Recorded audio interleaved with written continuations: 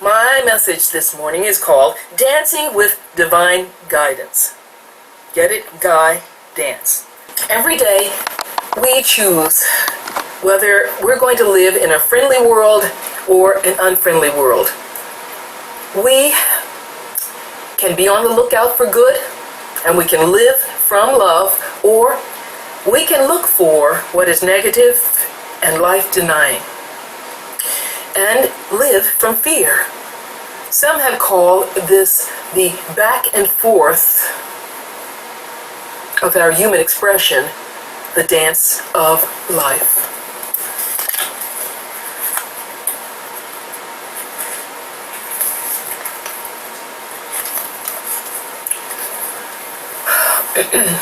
And if there is a way for us to have fewer problems and to be able to make wise decisions about them confidently, with assurance that whatever way things turn out, we will be well, and indeed all will be well, wouldn't we want to go for it?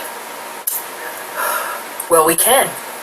When I thought about the idea of dancing with gui-dance, I was influenced by something that Buddhist teacher Jack Kornfield wrote in his book, The Power of Mindfulness to Free Us from Fear, where he mentions the idea that our life can become a dance. Kornfield wrote, "Uncertainty is a description of reality. Things change, and we are a river of change. And if we try to hold on to what needs to change, what we end up with," he said, "is rope burn. Big time. It's a kind of recipe for suffering. There is a certain feeling of grief and loss that must be honored and felt when we stop resisting and we accept that things will be different. But it's not the end of this story, and it's not who we really are, because that's a limited identity. We were that for a while, and now we're going to be something else. And that's the way that life unfolds itself all the time." Kornfield writes, "We can accept the fact that everything changes, and we can discover then that we can float, that we can surf rather than try to stop the waves." And then he said, our life becomes responsive. And then our life becomes more of a dance, and there's a tremendous amount of joy that comes to us in this.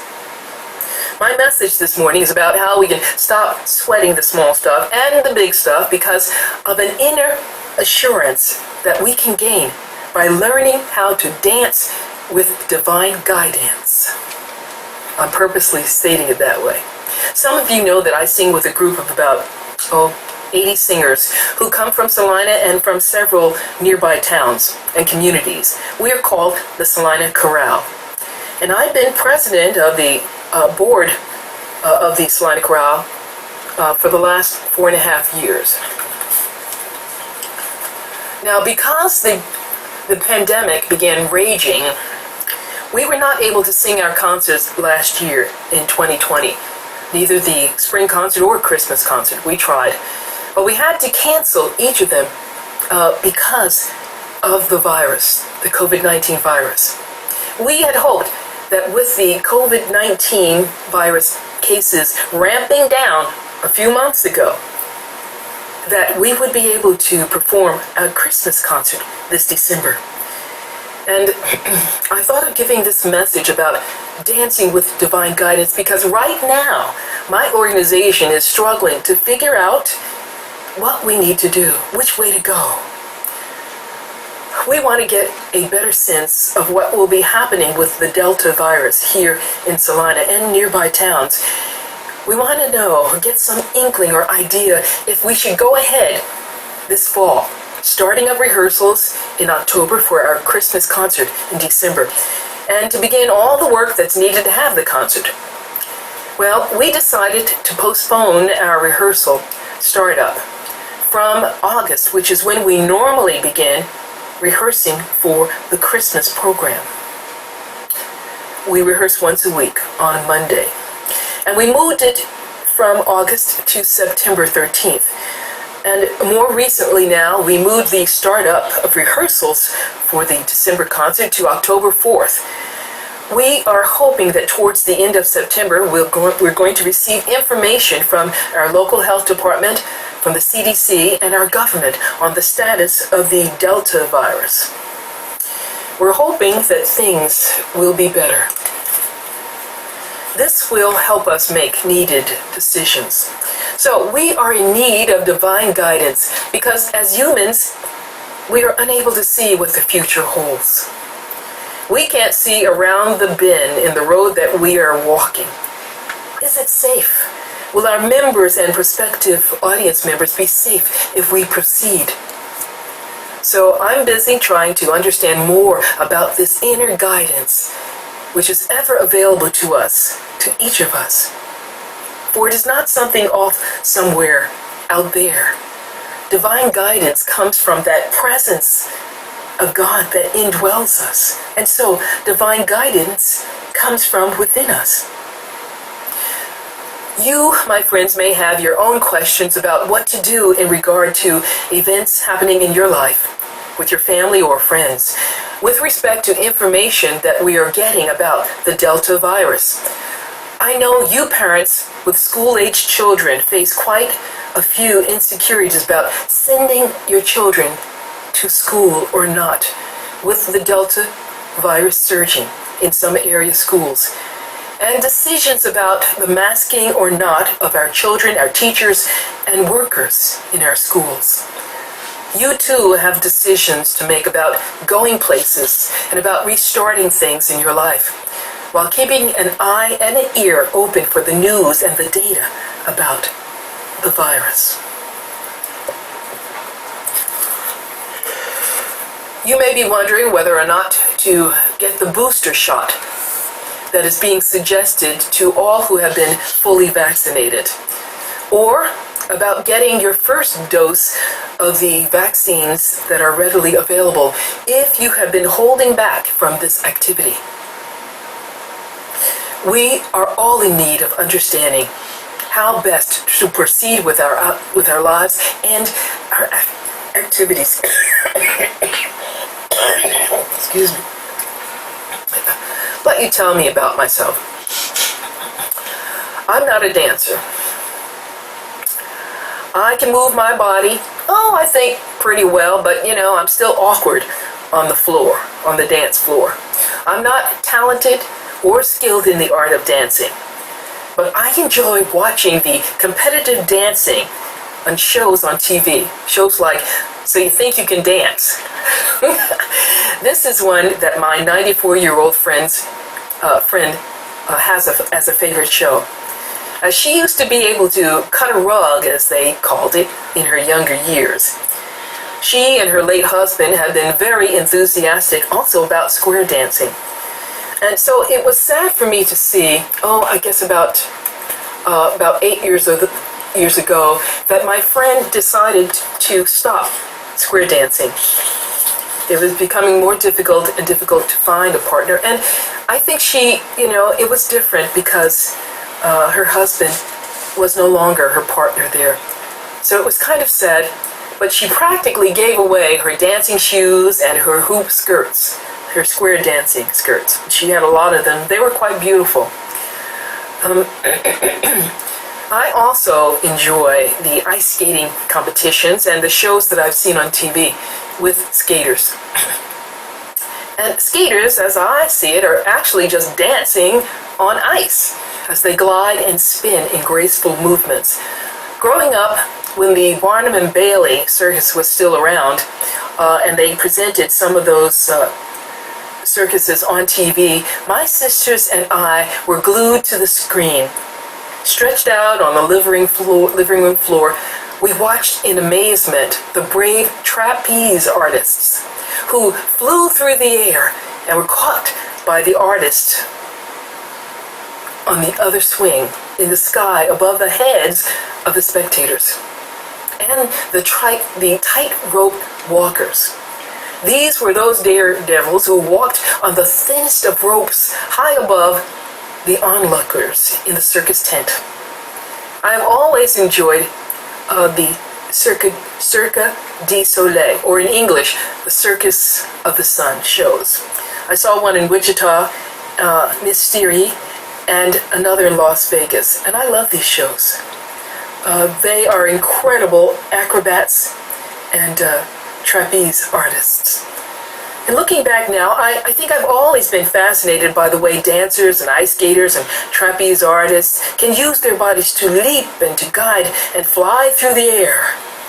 The closest link, I think, to flying like birds in the air with just their bodies and no special apparatus.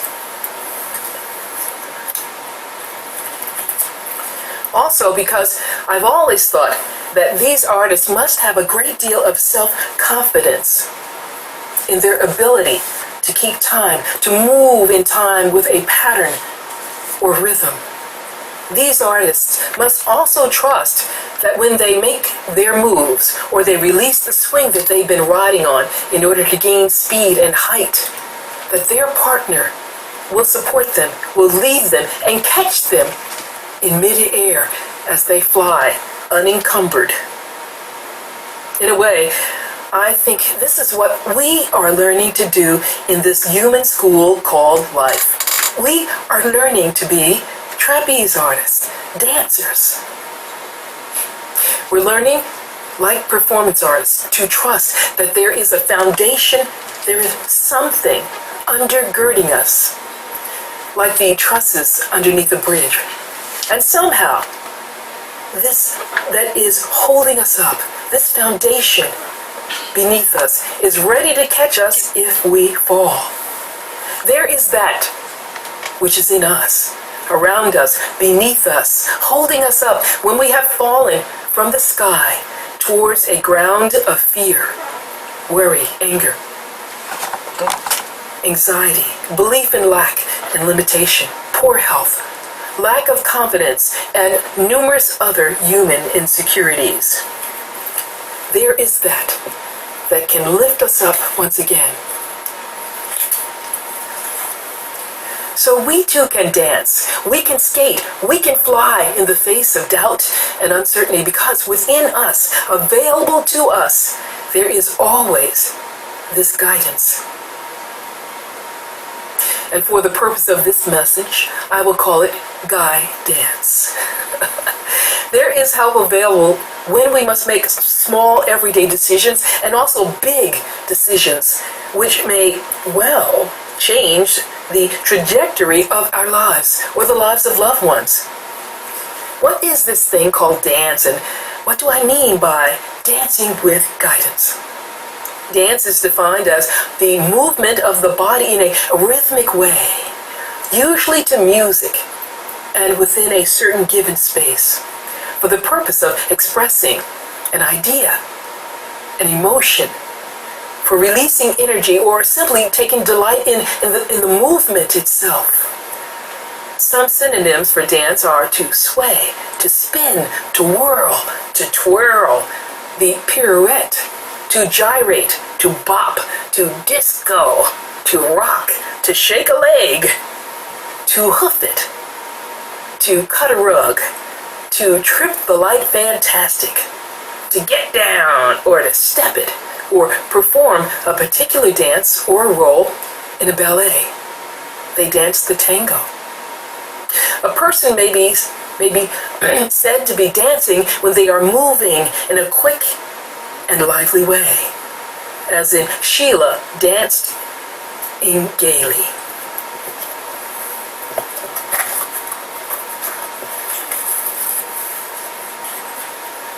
I saw something interesting online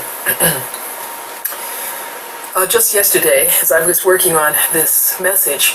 It's from the City, it's called the City Academy in London. And they asked some of their dance students and their dance teachers to respond to the question, what we love about dance, ... And as I read some of these responses, I realized that our experience of receiving inner divine guidance can bring to us the same kinds of feelings and benefits that dancing gives to these dancers. Listen to some of these responses.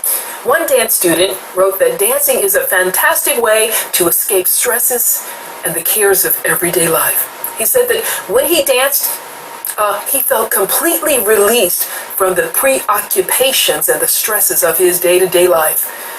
He said, for me, dance is a complete escape. Another student of dance shared that growth never comes from remaining in our comfort zone. She wrote, every time I dance or perform, I feel like I'm stepping into a new realm in which I am given the opportunity to grow and to discover new things, not only about my dancing, but about myself as a person. And isn't this what we discover when we open ourselves to inner wisdom and light, to divine guidance? I think so. Another student of dance wrote about the sense of freedom and calm that dancing brought her. She said, dancing makes me feel calm after a busy day. It clears my mind and it gives me a natural energy boost. I love the fact, she wrote, that whatever has happened in my day or week, I can leave it behind me as soon as I put on my ballet shoes. Say amen for ballet shoes, okay? Although, you'll never get me in those things. A dance instructor explained that dancing was a healthy lifestyle, increasing our stamina, relieving stress, and also body sculpting, to name a few things. The teacher said that dance allows people to exceed their own expectations and helps them to discover new things about themselves. Excuse me. As a performer, going on stage in front of a live audience or camera gives you, he said, a sense of freedom and inner confidence. You can forget about anything that is happening in your daily life, and it brings you happiness as you are only focusing on the now moment. So dancing is a way to focus on the now moment, to release everything else. And that's something that we want to do in our meditation, to focus on the now moment. Performing means that you can be creative, he said, daring, and you can be anything that you want to be. Wow, that's a lot, okay? But I believe that that is true. Each one of those things is true of divine guidance. It allows us to focus on the moment. And we find as we receive the guidance that we need to go forward with our dreams, we can be whatever we want to be if we follow that inner guidance. As I read these dancers' responses on what they love about dancing, again, I realized that just about everything they shared about dancing can also be experienced when we open ourselves to the wisdom, the light, and the love that God is within us. Luke 17:21, the kingdom of God is within. When we seek guidance, we are inspired, we're encouraged, we're emboldened and strengthened. We are assured with a new confidence and a sense of freedom from fear, from worry and anxiety as we follow this inner guidance and make needed decisions. It's one thing to receive guidance, but what really has to happen is we have to put forth some action, take some steps, follow the guidance that we have received. Sometimes, what holds us back is our fear. We ask ourselves, how can I be sure that this guidance is divine guidance and not just my human ego?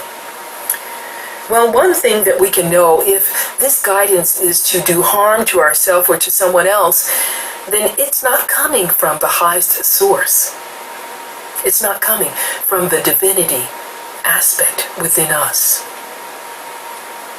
So we need to reflect on what this guidance is, to see if it rings true in our heart, in our mind, in our consciousness.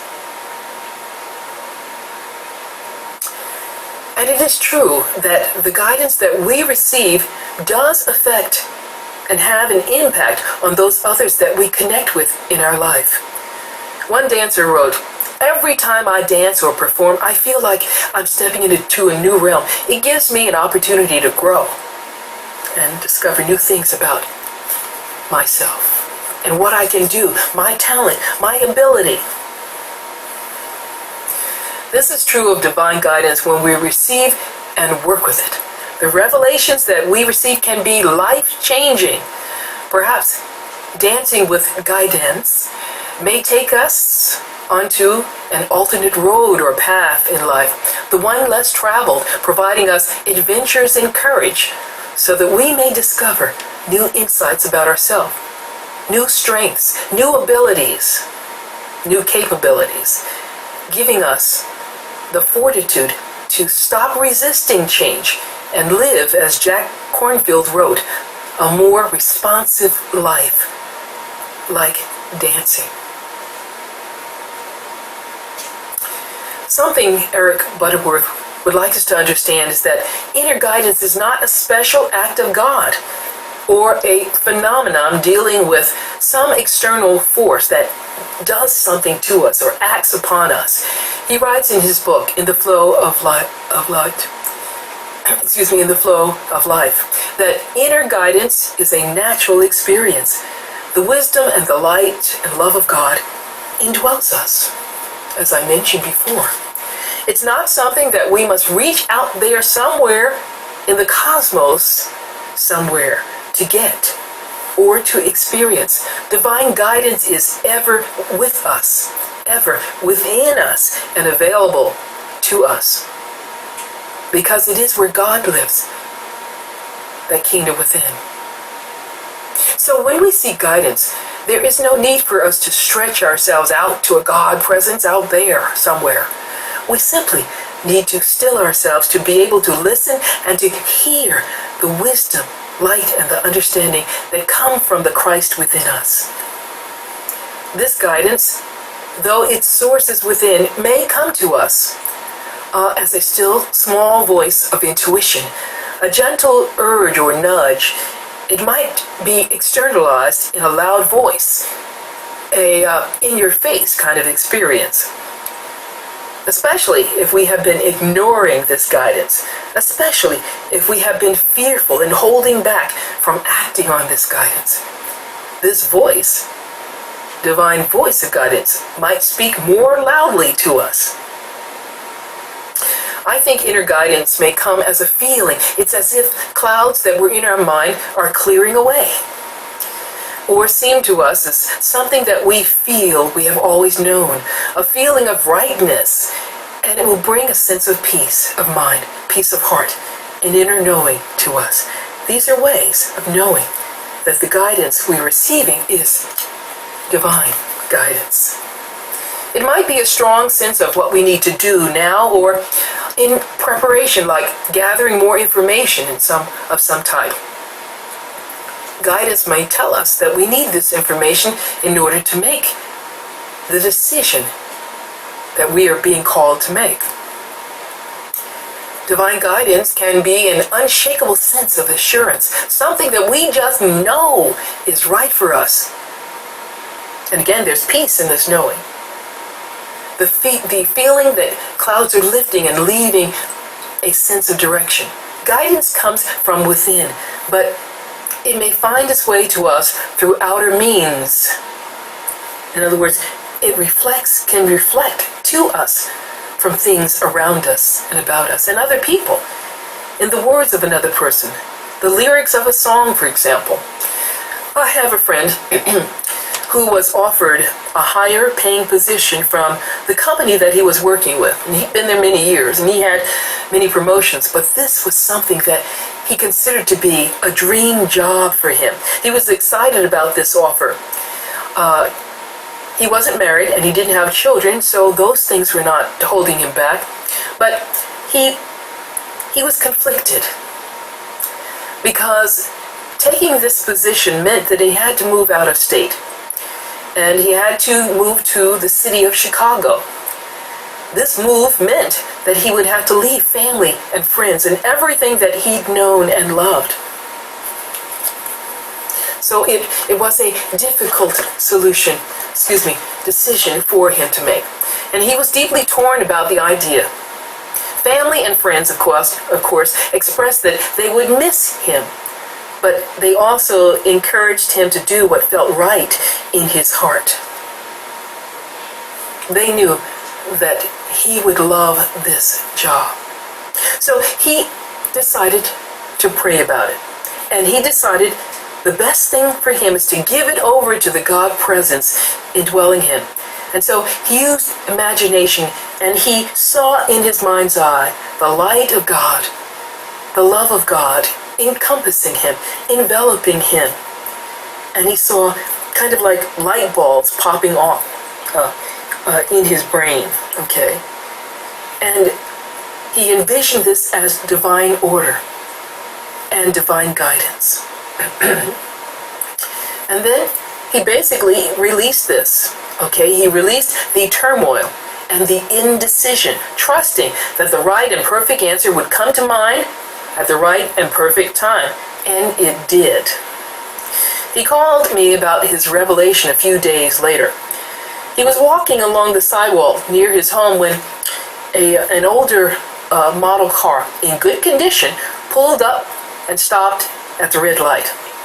And as he passed by, walking on the sidewalk, the car windows were down, and my friend heard on the radio a rendition of a song called "Take Me Back to Chicago," written in 1977 by Danny Saffarine, who was the original drummer for the band Chicago, and also David Hawk Wolinski, also from the band Chicago. And he knew right then and there what his decision would be. Some of you, and I date myself, may remember this song.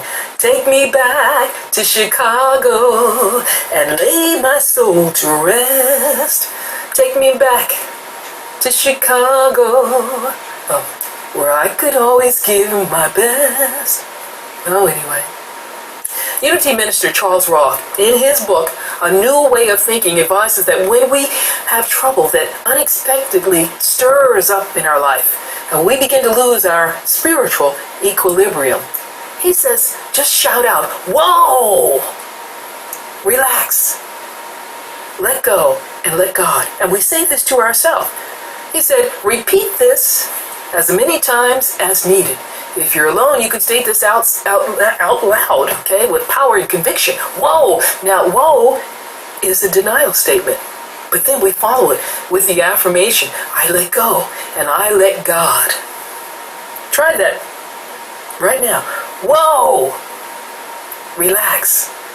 I let go and I let God. Take a deep breath when you do that. It feels good. Again, repeat it as many times as you need to, so that you can choose to let go and to let God do its thing in guiding and directing you. Now, this doesn't mean that we sit around doing nothing. It means that we take the scissors of our mind and we cut away or disconnect ourselves from the negative stranglehold that fear, that worry, that anger, or anxiety has gotten over us. Instead, we welcome into our field of consciousness a mental state of faith in God. Faith that we are able to receive the guidance of God.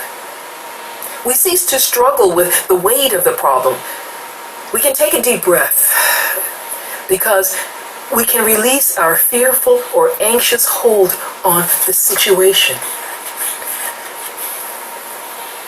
So practice this combination. It's a simple one, easy to do, but it's powerful. It's a simple combination of a denial and an affirmation by Charles Roth. Whoa! I relax. I let go and I let God. Because we are opening ourselves to the harmonious healing, the miracle working power of the kingdom of God within us. Now here's another technique for making an affirmation more powerful. It's called the SNAP technique. And I read this in Eric Butterworth's book, In the Flow of Life, in a chapter called The Effusion of Light. Now, what he says is we are more than we think. more than we appear to be. And he also says that the guidance that we seek is immediately available to us. There is no time factor in spirit, he says. And as fast as we can snap our fingers, the answer that we seek, the answer that we need, can come in the form of the completed plan and all that is needed for its fulfillment. So he says in his book, get into your consciousness that when you are being pressured with time in accomplishing something that may require a flow of inspiration or guidance, just snap your fingers as a symbolic reminder that in one instant, the light of God can flow through you. It may come with the complete answer to your need, to your question. Not that you should expect that everything be done for you, but nothing, he said, is really done for us, only through us. The first steps in our preparation may mean gathering information, but there's a time when we have to let go and open up ourselves to receive the out information from the creative flow. And I took a look at a service that Michael Beckwith was doing, and he uses the snap, but also the clap. It's kind of like this. You make an affirmation, and to reinforce its power in you, you snap like that. And then you clap. Put your hands up, because that says, this is so. This is so. Right now, in my consciousness. God bless you, friend, as you learn how to dance with gui-dance.